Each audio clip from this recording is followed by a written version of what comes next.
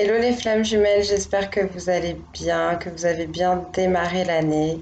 Donc je reviens aujourd'hui pour vous faire une petite vidéo assez rapide. Ça fait quelques jours que j'essaie de vous faire une guidance pour vous transmettre des messages sur les énergies actuelles qui sont très lourdes et malheureusement je n'ai pas pu. Donc aujourd'hui ce sera juste quelques mots que je vous partagerai pour vous faire comprendre potentiellement ce que certains d'entre vous vivent actuellement et, euh, et j'espère bientôt revenir avec les cartes.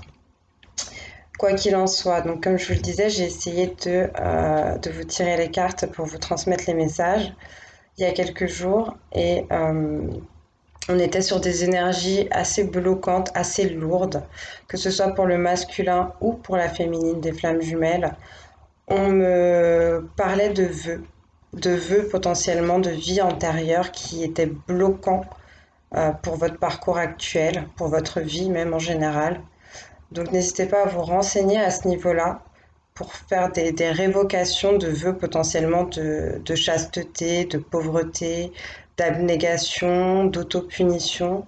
Donc voilà, faites des recherches là-dessus si ça vous intéresse, si vous sentez que ça vous parle, si ça résonne avec vous.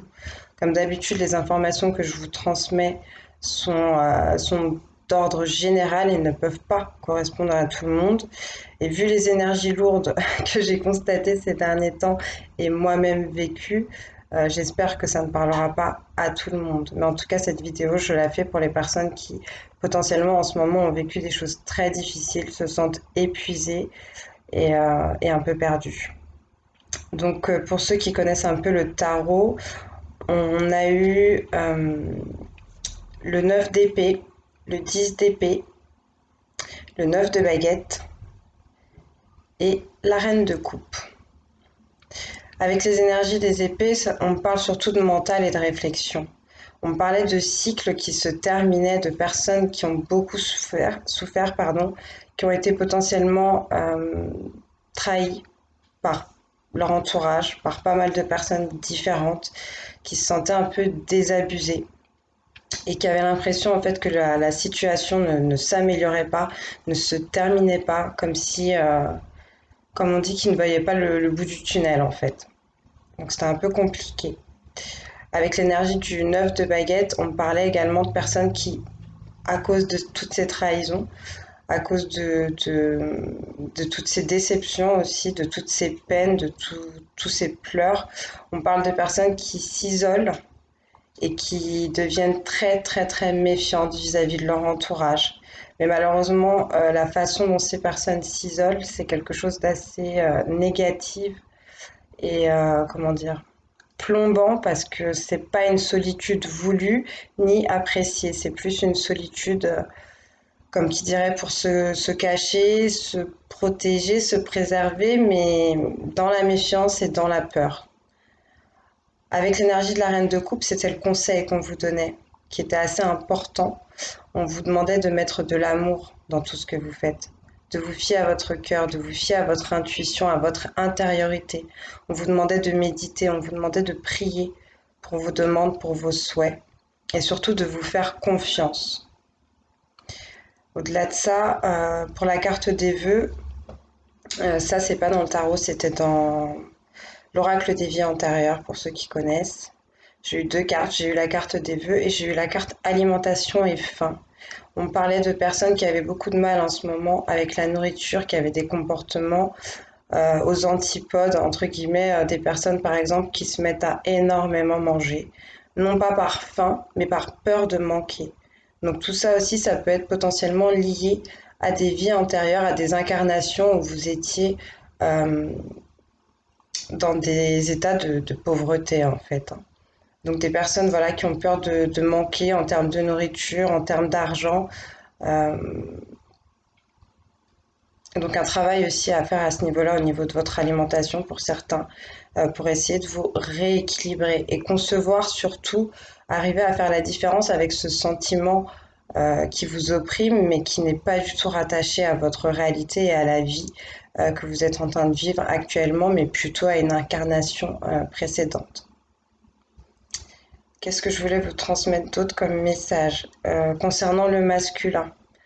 On avait un masculin qui était quand même très abattu, pardon, très fatigué et qui avait besoin de soutien. Donc les masculins, si vous regardez cette vidéo, n'hésitez pas à vous retourner vers des personnes de confiance de votre entourage afin qu'ils puissent vous apporter justement l'appui dont vous avez besoin en ce moment. Ne restez pas seul, ne vous renfermez pas sur vous.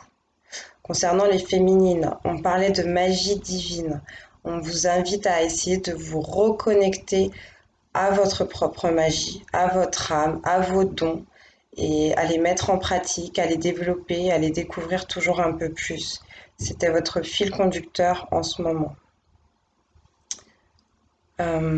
Qu'est-ce que je peux vous transmettre d'autre comme message? Pas grand-chose, c'est surtout ça que je voulais vous dire. En tout cas, sachez que ce qui va vous aider à vous sortir de tout ça, c'est de comprendre que vous êtes sur une fin de cycle. Pour la plupart, pour les gens qui ont vécu toutes ces épreuves difficiles dernièrement, pour les gens également, soyons clairs, qui ont vécu des attaques de l'ombre, des attaques du bas astral. J'en fais moi-même partie, c'est pour ça que je n'ai pas pu faire de vidéos ces derniers temps. J'ai vécu des choses très difficiles et je me suis rendu compte au sein même de mon entourage très proche que j'étais complètement cernée, si on peut dire, par des personnes qui travaillent dans l'ombre contre moi, contre nous, les flammes jumelles, et ce depuis très longtemps. Donc voilà, sans vouloir attiser quelque peur que ce soit, en tout cas, je vous invite à essayer de prendre un peu de recul vis-à-vis de tout ce que vous avez vécu, et à observer aussi la situation euh, d'un peu plus haut pour bien analyser l'entourage que vous avez, les personnes qui sont potentiellement encore toxiques autour de vous et qui vous éloignent de votre chemin, qui vous éloignent de la lumière, qui vous éloignent de l'amour, qui vous éloignent de votre autre. Voilà. Autre chose pour les personnes qui souhaiteraient faire des soins énergétiques, je mettrai le lien en dessous de la vidéo. Je vous invite à vous rapprocher d'une autre flamme jumelle qui s'appelle Kevin Giguère. J'ai moi-même eu l'occasion d'avoir des soins de sa part plusieurs fois, donc je vous le recommande vivement. Vous pouvez aussi vous retourner sur Guérisseur d'âme, pareil, je mettrai le lien en dessous de la vidéo.